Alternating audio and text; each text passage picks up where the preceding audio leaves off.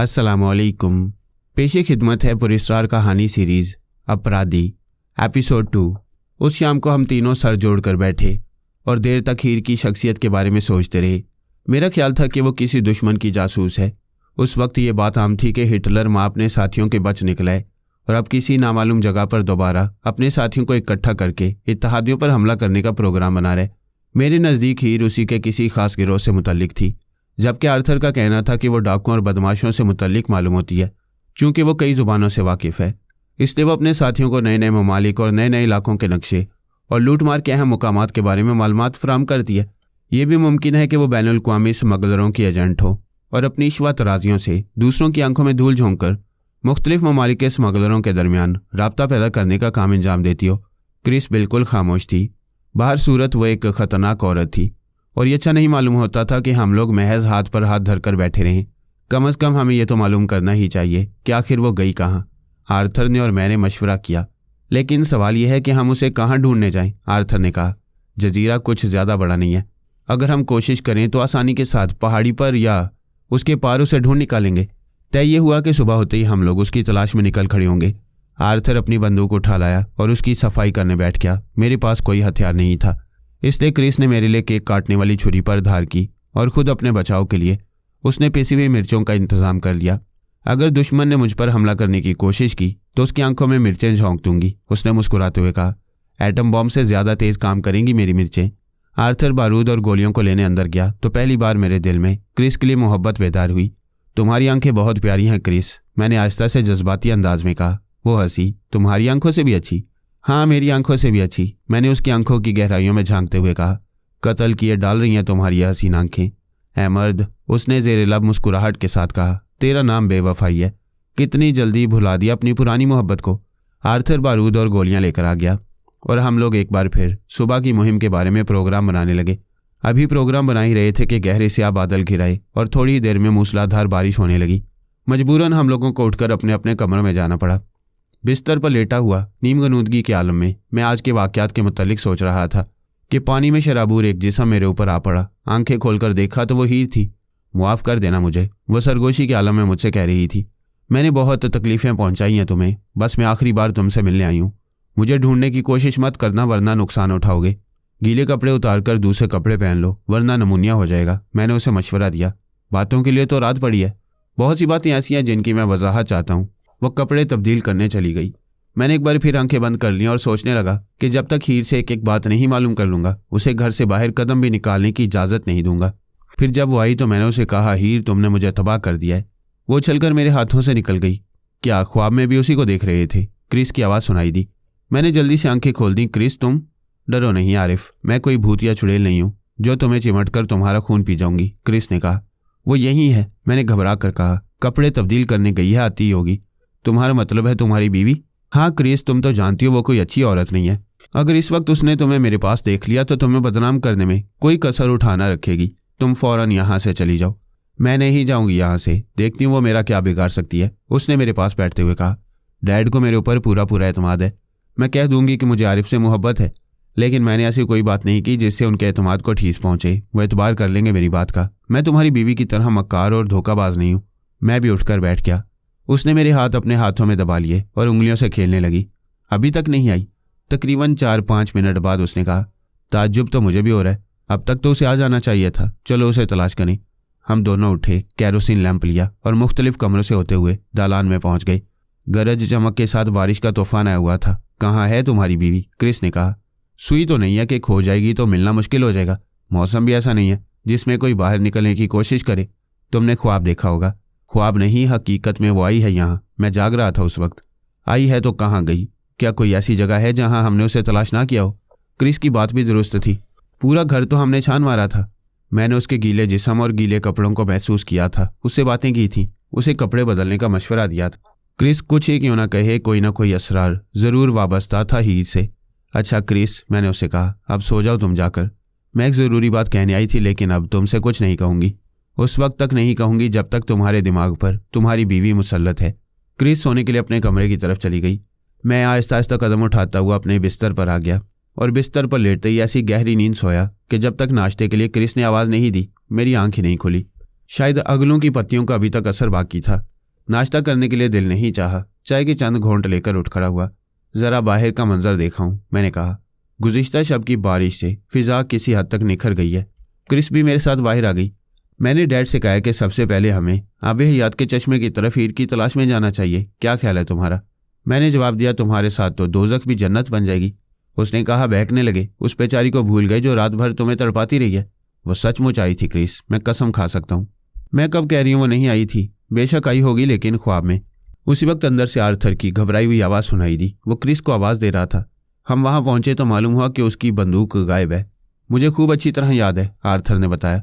सोने से पहले मैंने बंदूक सामने वाले कोने में रखी, रात की दुआ पड़ी और बिस्तर पर सोने के लिए लेट गया। लेकिन अब बंदूक का कोई पता नहीं, कौन ले जा सकता उसे। मैंने क्रिस की तरफ देखा और क्रिस ने मेरी जानिब। शायद रात के वक्त हीर आई थी, क्रिस ने दबे अल्फाज में आर्थर से कहा। शायद नहीं, हकीकत में आई थी, मैंने जल्दी से कहा। बाहर बारिश हो रही थी, उसके सारे कपड़े पानी में भीगे हुए थे। मैंने कहा, दूसरे कपड़े बदल लो वरना नमूनिया हो जाएगा। और उसने मुझे मशवरा दिया कि मैं उसको ढूंढने की कोशिश ना करूं वरना नुकसान उठाना पड़ेगा। अब तो उसे ढूंढना और भी ज़रूरी हो गया है, आर्थर बोला। अगर हमने उसे उसके हाल पर छोड़ दिया तो वो काफ़ी खतरनाक साबित हो सकती है। आपने बंदूक सब जगह देख ली? क्रिस ने पूछा। सारा घर छान चुका हूँ, उसने मुख्तसर जवाब दिया। तकरीबन 9 सवा 9 बजे हम लोग आबे हयात के चश्मे की तरफ रवाना हुए। रास्ता में आर्थर हम लोगों को चश्मा की वजह तस्मिया के मुतल्लिक बताता रहा। यह चश्मा सारे जजीरे को सैराब करता है। पहाड़ी के अंदर अंदर होता हुआ यह जजीरे में पहुंचकर एक छोटी सी नदी की शक्ल इख्तियार कर लेता है। अगर यह चश्मा यहाँ पर ना होता तो पीने के लिए किसी को भी पानी ना मिलता, और पानी ना होने के बायस कोई शख्स भी इस जजीरे में अपनी ज़िंदगी को बरकरार ना रख सकता। यही वजह है कि इसे आबे हयात का चश्मा कहती हैं। अगर यह चश्मा खुश्क हो जाए तो देखते ही देखते सारा जजीरा कब्रिस्तान के ढेर में तब्दील हो जाए। 1-2 जगह आर्थर रास्ता से भटक भी गया, लेकिन कोई हादसा न हुआ। जल्दी हम लोग असल रास्ते पर आ गए। रास्ता तवील भी था और पुरपेच भी। कदम कदम पर गहरी खाइयाँ और खड्ड थे। एक खड्ड से नीचे झांक कर देखा तो मीलों गहरा था। सर चकराने लगा। हीर के साथ आते हुए कुछ ऐसी बेखुदी सी तारी थी, या उसकी पुरस्रार बातों ने कुछ ऐसा मसूर कर रखा था कि इधर उधर देखने की हिम्मत नहीं होती थी। आज बहुत कुछ देखने को मिला। तकरीबन हर मोड़ पर पहाड़ी पर कोई ना कोई शैतानी तस्वीर कंदा की हुई थी। ये तस्वीरें कब बनाई गईं और किसने बनाई, आर्थर को इस सिलसिले में कुछ भी मालूम ना था। जजीरे के बाशिंदे भी इन तस्वीर के मुतल्लिक कुछ नहीं जानते, आर्थर ने हमारे पूछने पर बताया। ताहम लोगों का ये कहना है कि ये किसी शैतानी देवता की तस्वीर है। जो शख्स मुहिम जोई के शौक से चश्मे की दूसरी जानिब चला जाता है वो कभी वापस नहीं आता। शैतानी देवता फ़ौरन उसे शिकार कर लेता है। एक बार अमेरिका का एक नौजवान जोड़ा लोगों के वाहमा का मजाक उड़ाता हुआ उधर चला गया। शौहर तो वापस नहीं आया, अलबत्ता उसकी जवान बीवी साल में वापस हुई कि उसका सारा लिबास तार तार हो चुका था। जिस्म के एक हिस्से से खून रिस रहा था। वो पागलों जैसी हरकतें कर रही थी। इससे कबल के लोग उससे कुछ पूछते, उसने देखते ही देखते दम तोड़ दिया। इस वाक़े के बाद से लोगों की रही से ही हिम्मत भी ख़त्म हो गई। अब कोई उधर जाने का ख्याल भी नहीं करता। मेरा ख्याल है कि पिछले 5 साल से कोई उधर नहीं गया। चश्मा जैसे जैसे करीब आ रहा था, मेरा दिल अंदर ही अंदर डूबा जा रहा था। कोई अनजानी गैर मरई कुव्वत बार बार मुझे उधर जाने से रोक रही थी। ऐसा लगता था जैसे आज कोई ना कोई गैर मुतवक्का खौफनाक हादसा ज़रूर पेश आएगा। और चश्मा बिल्कुल ही करीब आ गया तो सबसे पहले क्रिस की नज़र झाड़ियों में उलझे हुए कपड़े पर गई। हल्की सी एक चीख बुलंद करती हुई वो उस कपड़े को उठा ली।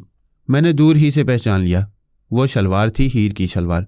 मालूम होता है वो किसी दरिंदे का शिकार हो गई। मैंने आहिस्ता से दुख भरे लहजे में कहा, इस जजीरे पर दरिंदे नहीं है, आर्थर ने समझाया।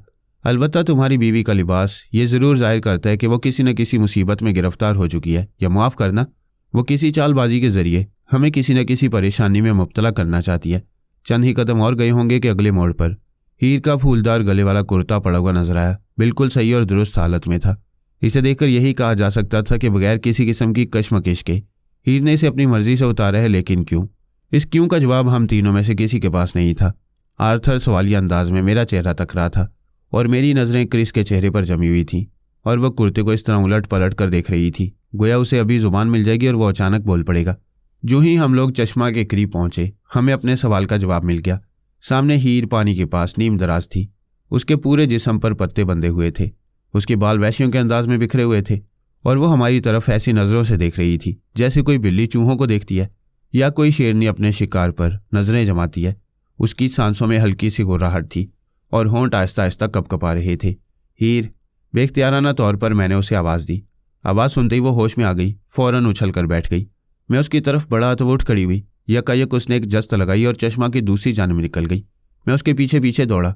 उधर मत जाओ, आर्थर ने लपक कर मुझे पकड़ लिया। उस तरफ जाने वाला जिंदा वापस नहीं आता। मुजरिमों की तरह ठिठक कर मैं उसकी तरफ देखने लगा। इस तरह तो हम कभी भी हीर की हैसियत से वाकिफ नहीं हो सकेंगे। मेरा ताल्लुक उस कौम से है जो खतरों और मुश्किलों से नहीं घबराती, बल्कि हमारे असल जौहर तो उस वक्त खुलते हैं जब हमें किसी खतरे से दो चार होना पड़े। जज्बाती बनने की जरूरत नहीं, आर्थर ने समझाया। हम तीनों एहतियात के साथ खूब सोच समझकर उस तरफ जाएंगे। क्रिस, तुम अगलों की जितनी पत्तियां आसानी से इकट्ठा कर सकती हो कर लो, और देखो अब मैं तुम दोनों का लीडर हूं। जैसा मैं कहूंगा तुम लोगों को उसी के मुताबिक अमल करना होगा। जिस वक्त मैं आगे बढ़ूंगा तो तुम लोग भी आगे बढ़ोगे, मैं पीछे हटूंगा तो तुम लोगों को भी पीछे हटना पड़ेगा। तुम लोग मेरी इजाज़त के बगैर कोई कदम नहीं उठाओगे। हाँ, अगर मैं ख़त्म हो जाऊं, ऐसा मुमकिन है, क्योंकि हम जिस तरफ जाने का कसद कर रहे हैं उधर जाना ऐसे ही है जैसे कोई शख्स देखते और उबलते हुए आतिश फिशा में घुसने की कोशिश करे। अगर मैं ख़त्म हो जाऊं तो तुम लीड करोगे क्रिस को। क्रिस ने अगलों की ढेर सारी पत्तियां इकट्ठा करके हीर के कुर्ते में बांध ली। चश्मे का शीरी पानी पीकर हम लोग अपने खतरनाक सफ़र पर रवाना हुए। क्रिस कुछ घबराई हुई मालूम होती थी। उसके लबो लहजा से ऐसा लगता था जैसे वो चाहती हो कोई ऐसी बात हो जाए कि हम लोग अपना सफ़र मुलतवी कर दें। आर्थर का अंदाज जोशीला था, आगे आगे वही था। जूं जूं हम लोग आगे बढ़ते गए, पहाड़ी इलाका खुशनुमा और खुशगवार होता चला गया। थोड़ी देर में हम लोग उसकी खूबसूरती और दिलकशी की भूल भुलैयों में खो गए। आर्थर भी मुतमईन था और क्रिस भी, लेकिन जहां तक हमारी नज़र जाती थी हीर का कोसों दूर तक कोई पता ना था। एक दो पुरफिजा मुकामात पर थोड़ी थोड़ी देर के लिए हम लोगों ने क्याम किया। ये समझ में नहीं आता था कि वो कौन सी शय हो सकती है जिसने लोगों को इधर का रुख करने से मना कर रखा हो। सारी बातें किससे कहानियां मालूम होती हैं, क्रिस ने उस वक्त राय दी जब हम लोग एक दरख्त के नीचे बैठे हुए सस्ता रहे थे। कहानियां झूठी नहीं होती, आर्थर ने कहा। हर कहानी में कोई ना कोई हकीकत, कोई ना कोई सच्चाई पोशीदा होती है। अगर लोगों में ये बात मशहूर है कि यहाँ आने वाले वापस नहीं होते, तो इस बात की कोई ना कोई बुनियाद ज़रूर होगी। हमें बहुत सोच समझकर बड़ी होशियारी से कदम उठाना है। आर्थर की बात जल्दी हमारी समझ में आ गई। थोड़ी ही देर बाद जब हम लोग एक बहुत ही दिलकश कता से गुजर रहे थे कि क्रिस ने बताया, हमारा पीछा किया जा रहा है। आर्थर वहीं रुक गया और उस पर सवालात की बौछार कर दी। कौन कर रहा है हमारा पीछा? कितनी दूर है हमसे? क्या तुमने देखा है उसे? नहीं, मैंने तो उसे नहीं देखा। अलबत्ता मुझे कुछ आहट सी ज़रूर मालूम होती है। मेरा ख्याल है कि कम से कम 2-3 आदमी हमारा पीछा ज़रूर कर रहे हैं। हमारे अपने ही कदमों की बाज़गश्त होगी, मैंने कहा। पहाड़ी पर अमूमन ऐसे ही मालूम होता है। फिर भी क्रिस की बात को इतनी आसानी के साथ नज़रअंदाज नहीं किया जा सकता।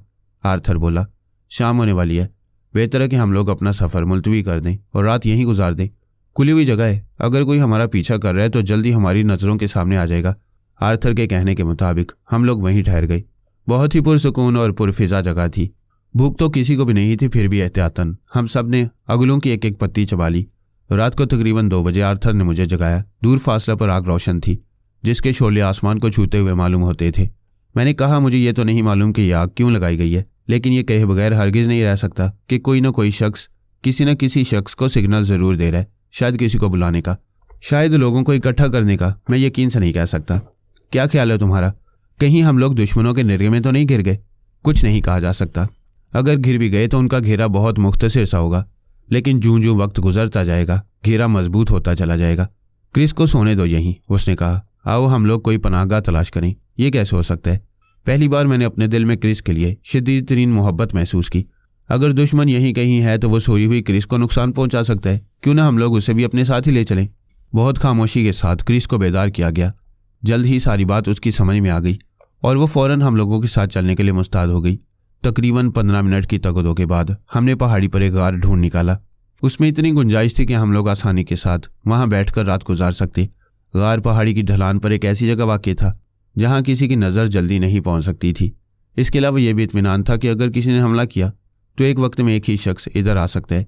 हम लोग गार में इत्मीनान के साथ बैठ गए तो आर्थर हम लोगों को वहीं छोड़कर बाहर निकल गया। बस अभी आया, तुम लोग घबराना नहीं।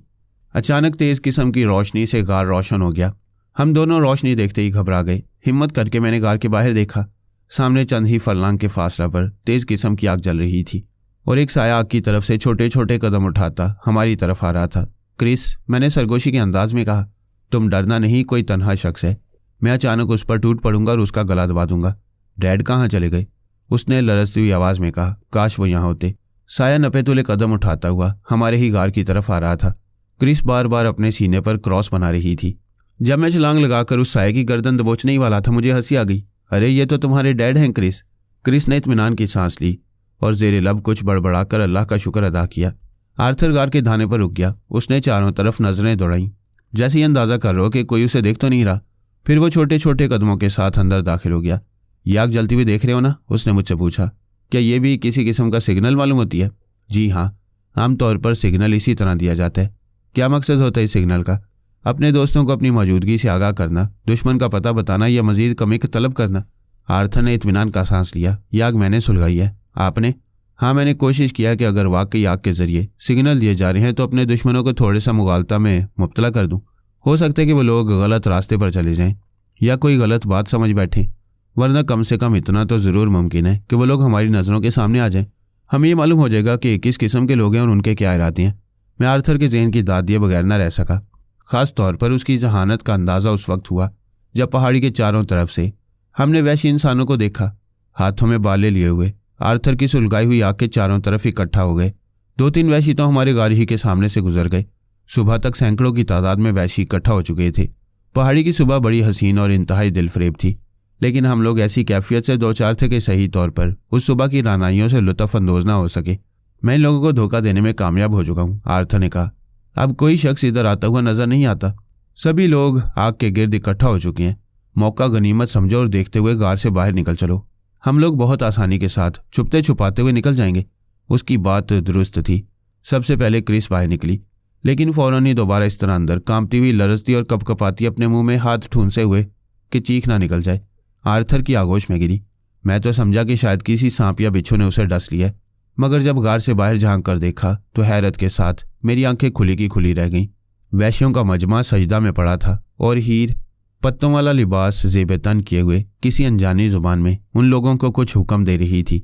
हम लोग गार में दुबके बैठे ये समझने की कोशिश करते रहे कि हीर सजदा में पड़े हुए वैश्यों से क्या कहना चाह रही है। उसके इशारों से ऐसा मालूम होता था गोया वो उन्हें मुख्तलिफ सिमतों में फैलकर हम लोगों को तलाश करने का हुक्म दे रही है। जल्दी मालूम हो गया कि हमारा अंदाज़ा गलत नहीं था। वैश्यों ने सजदे से अपना सर उठाया, एक अनजानी जुबान में ज़ोरदार नारा लगाया और 3-3, 4-4 की टोलियों में इधर उधर बिखर गई। हीर शाहाना अंदाज में खड़ी हुई उन सबको जाते हुए देख रही थी। जब सारे लोग उनकी नज़रों से ओझल हो गए तो वो हरी भरी घास पर अपने हाथ का तकिया बनाकर लेट गई। क्यों ना हम लोग अचानक इस पर टूट पड़े, मैंने आर्थर से कहा। हमने अगर इस पर काबू पा लिया तो शैतानी गौल पर काबू पाना कुछ मुश्किल ना होगा। कुछ देर और इंतज़ार करो, ये अंदाज़ा लगाओ कि कोई इसकी हिफाजत तो नहीं कर रहा, आर्थर ने मशवरा दिया। मेरा दिल बैठा जा रहा है अंदर ही अंदर, क्रिस ने आहिस्ता से कहा। उसका पूरा जिस्म जर्द पड़ चुका था। लेट जाओ और गहरे गहरे सांस लो, आंखें बंद कर लो और ये महसूस करो कि गोया तुम अपने बिस्तर पर दराज हो। इस तरह जल्दी तुम्हारी तबीयत बहाल हो जाएगी, आर्थर ने समझाया। क्रिस आंखें बंद करके लंबी लंबी दराज हो गई। आर्थर गार के बाहर देख रहा था। अचानक वो मेरी तरफ घूमा और कहने लगा, मैं बाहर जा रहा हूँ, तुम यहीं से देखते रहना। अगर मैं हीर के साथियों के निर्गे में आ जाऊं तो तुम्हें परेशान होने की ज़रूरत नहीं। बाहर निकलने की भी कोशिश मत करना।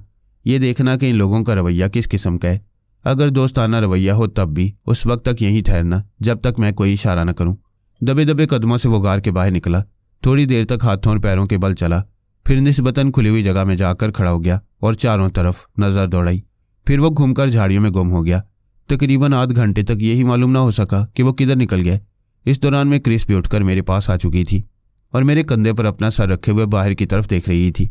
हीर ने घास पर लेटे लेटे दाएं जानिब करवट बदली और ऐन उसी वक्त बाएं जानिब की झाड़ियों से आर्थर तीर की तरह बाहर निकला। उसने लपक कर एक हाथ से हीर का मुंह दबाया और दूसरा हाथ उसकी कमर में डालकर उसे उठाने की कोशिश की। हीर उसके हाथों से मचलकर दूसरी सिमत निकल गई, लेकिन इससे कबल के वो चीख कर अपने साथियों को आवाज़ दे सकती। आर्थर ने दोबारा उसके मुंह पर अपना एक हाथ रख दिया।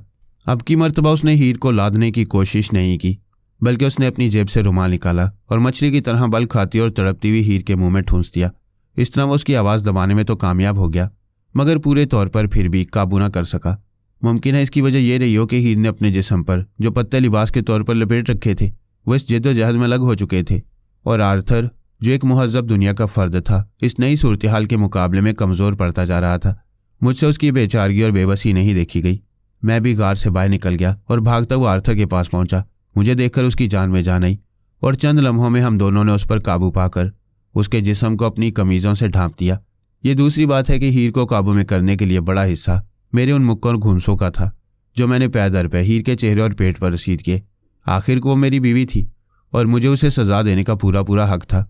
नीम बेहोश हीर को अपने कंधे पर लाद कर मैं गार में ले आया। थोड़ी देर के बाद जब हीर ने आंखें खोली तो हम तीनों उसके गिर्द घेरा डाले हुए बैठे थे। रांझे, उसने दुख भरे अंदाज में मेरी जानिब नजरें उठाई। अब हकीकत अयां हो चुकी है। आर्थर ने उसे मुखातिब किया। ये ड्रामाई अंदाज छोड़ो और हम लोगों को बताओ कि तुम कौन हो, किन लोगों से तुम्हारा ताल्लुक है। ये क्या कह रहे हो रांझे? उसने मुझसे पंजाबी में पूछा। पंजाबी जुबान की कशिश थी कि मैं फौरन पंजाबी जुबान में तशरीह करने बैठ गया कि आर्थर उससे क्या पूछ रहा है। बच्चों जैसी बातें मत करो, आर्थर ने मुझे डांटा। ये लड़की धोखेबाज है। मैं पहले ही देने से देखकर समझ गया था। अगर तुम इसकी बातों में आ गए तो मुसीबत में मुब्तला हो जाओगे। क्या तुमने इतनी जल्दी फरामोश कर दिया कि ये किस रवानी के साथ हम लोगों से अंग्रेजी में बात कर रही थी? लेकिन कुछ नहीं। अगर तुमने इसकी सिफारिश की तो मैं ये समझने पर मजबूर हो जाऊंगा कि तुम भी इसी के साथी हो और तुम दोनों का ताल्लुक खतरनाक गिरोह से है। इसलिए तुम्हारे हक में यही बेहतर है कि खामोशी से ये देखते रहो कि मैं इसे सारी बातें किस तरह उगलवाता हूँ। मैं पीछे हटकर क्रिस के पास बैठ गया। आर्थर ने अपनी जेब से शिकारी चाकू निकाला और खटके की आवाज़ के साथ इसे खोलता हुआ बोला, मैं बहुत जल्लाद शख्स हूँ। टुकड़े टुकड़े कर दूंगा तुम्हारे। जो कुछ मैं पूछता हूँ उसका सही सही जवाब दो। रांझे, हीर ने आंसू भरी नजरें मेरी तरफ उठाईं। ऐ की कहंदा है? मेरे जवाब देने से कबल आर्थर उछल कर खड़ा हो गया और बिल्कुल खिलाफे तवक्को उसने पूरी कुव्वत से चाकू उसके बाजू में घोंप दिया। सच तो यह है कि उसकी इस हरकत पर मैं भी उछल पड़ा। मुझे आर्थर से इस कार्रवाई की उम्मीद ना थी। वो तो खैर ये हुई कि बाजू में चाकू लगते ही हीर बहुत साफ अंग्रेजी में चिल्ला पड़ी, बताती हूँ, अभी बताती हूँ। आर्थर ने आगे बढ़कर उसके बाजू से चाकू निकाला तो खून की एक तेज धार बह निकली। मुझसे अब जब्त ना हो सका और दौड़कर उसकी कलाई पकड़ ली। आर्थर ने जल्दी जल्दी उस पर अपना वही रुमाल लिपेट दिया जो थोड़ी देर कबल उसने हीर के मुंह में ठूंस रखा था। बैठ जाओ। आर्थर ने मुझे इशारा किया और फिर हीर से मुखातिब होकर बोला, क्या नाम है तुम्हारा? बहुत से नाम है। मेरे कबीले वाले मुझे न्योली कहते हैं। न्योली? आर्थर ने उसके नाम को ज़ेर-लब दोहराते हुए कहा। अभी तुम्हारे सामने जो लोग सजदे में पड़े हुए थे, क्या उनका ताल्लुक तुम्हारे कबीले से है? हाँ। वो तुम्हें सजदा क्यों कर रहे थे? मैं उनकी शहजादी हूँ। तुम्हारा बाप इस कबीले का बादशाह है? नहीं, हमारे माँ बाप नहीं होता। मेरी माँ इस कबीले की मलका है। मज़हब क्या है तुम्हारा? हमारा कोई मज़हब नहीं, न्योली ने जवाब दिया। जिनकी परस्तिश की जाती है वो किसी दूसरे की परस्तिश नहीं करते। तुम्हारे कबीले के लोग परस्तिश करते हैं तुम्हारी? दुनिया हमारी परस्तिश करती है। थोड़ी देर बाद तुम भी मुझे सजदा करने पर मजबूर हो जाओगे। आर्थर ने बुरा समूह बनाया। कितनी ज़ुबानें आती हैं तुम्हें? सिर्फ एक। झूठ बोलती हो। आर्थर ने आंखें निकाली। 3 ज़ुबानें बोलते हुए तुम लोग सुन चुके हो। ये मेरी माँ की मेहरबानी है। क्या मतलब? मुझे तो बस एक ही ज़ुबान आती है, लेकिन कबीले की, उसने वजाहत की। लेकिन मेरी माँ ने अपने कमाल से काम लेते हुए मुझे इस काबिल बना दिया कि मैं दुनिया की हर ज़ुबान समझ सकती हूँ। जो कुछ तुम अपनी ज़ुबान में बोलोगे खुद ब खुद उसका तर्जुमा मेरी अपनी ज़ुबान में हो जाएगा। इस तरह जो कुछ मैं कहूँगी महज अपनी ज़ुबान में कहूँगी, लेकिन सुनने वाला यही महसूस करेगा जैसे मैं ज़ुबान में बोल रही हूँ। ये नामुमकिन है। क्रिस इस अनोखी वजाहत पर बोले बगैर नहीं रह सकी। मेरी माँ के लिए कुछ भी नामुमकिन नहीं है, उसने कहा। गौर से सुनो, मैं जो कुछ बोल रही हूँ अब उसे 2 मुख्तलिफ ज़ुबानों में सुना जा सकता है।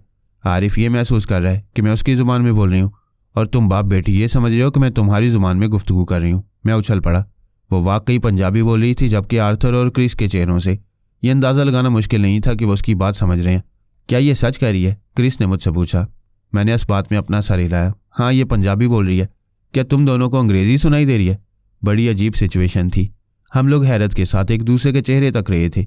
जिस बात का कभी तसव्वुर भी नहीं किया जा सकता, वही बात हम लोग अपनी आंखों से देख रहे थे। हीर ने, बल्कि यूं कहना चाहिए कि न्योली ने, एक नामुमकिन बात को मुमकिन कर दिखाया था।